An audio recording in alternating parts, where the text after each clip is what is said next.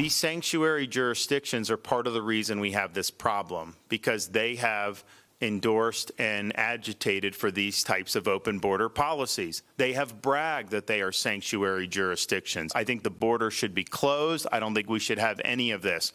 But if there's a policy to have an open border, then I think the sanctuary jurisdictions should be the ones that have to bear. Florida Governor Ron DeSantis defending his state's decision to fly migrants to California while he visited Arizona's border yesterday. Meanwhile, the White House is slamming Florida, Ron DeSantis, and other states' migrant relocation program. Watch this. They're dangerous and they're unacceptable. I just don't understand. What are these governors doing? Why are they causing chaos? Why are they causing confusion? What does that actually do for their constituency or for the people who are being put on these planes or on the buses? And it just doesn't make sense. They're playing games and political stunts just are not going to actually deal with the issue at hand. Joining me right now is Indiana Attorney General Todd Rokita. AG, good to see you. Welcome back to the program. Good to see you. Just heard Karine Jean-Pierre. Was there not a situation where Joe Biden led sending migrants to Westchester in private jets about a year ago? She's saying these are all political stunts. Was that a political stunt when the president actually oversaw these flights from the border to small private airports? No, they're not a stunt. I mean, and Ron DeSantis is a good friend. I served with him in Congress, and these governors are exactly right. They're making a point. Now, to be clear, it's not a total solution, but what's dangerous and chaotic isn't what these governors are doing. It's what this administration is not doing. They're not keeping us a sovereign nation. They are not enforcing our border. We can't have a nation if you don't have a border. And what they are doing is aiding and abetting, if not outright orchestrating, an invasion of this country. You know what else is dangerous and chaotic? When little girls are sex trafficked across the border, when you're bringing pounds and pounds and pounds of fentanyl into this country, enough to kill every American several times over. That's what's dangerous and chaotic.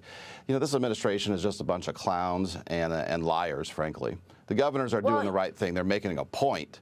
They're making a point. The solution is to secure our border. Do what President Trump did. Do you have the Remain in Mexico policy? Meanwhile, 18 states that we're leading, thankful to each one of them, are suing the administration on these very points, trying to get our money back for the extra costs, but also, and the highest priority is to stop these illegal border crossings. Yeah, and that's why you're leading this 18-state lawsuit, and I want to talk about it because it's challenging the administration's policies and the proposals called circumvention of law pathways. This lawsuit claims that the rule tries to recharacterize illegal border crossings as lawful pathways, AJ. Are they just trying to, is this marketing? Is this trying to say what's happening is not reality?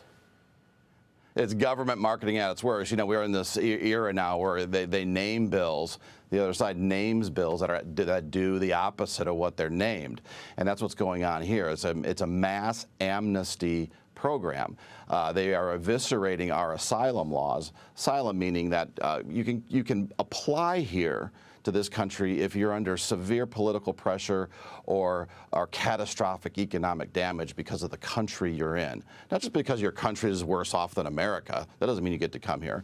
And what our law does is create a rebuttable presumption that you can't come here, and then the asylum seeker can overcome that presumption and get to stay through a case-by-case hearing. They're eviscerating all that. They're getting rid of the rebuttable presumption, and they're saying, hey, if you're from country X, instead of a case-by-case basis, just come right in. So it's amnesty by the millions through this rule. Real quick, Todd, who hears these cases and what's the timing on it? Well, there's an app that they've set up now that sets appointments up, which could be months, years, even decades out in the future, Maria, and I'll come back and talk about that. It's absolutely disgusting. It's an optics thing, so you don't see the chaos going on at the border. Wow. AJ, thanks very much. We'll be following this and your leadership. Todd Rokita joining us this morning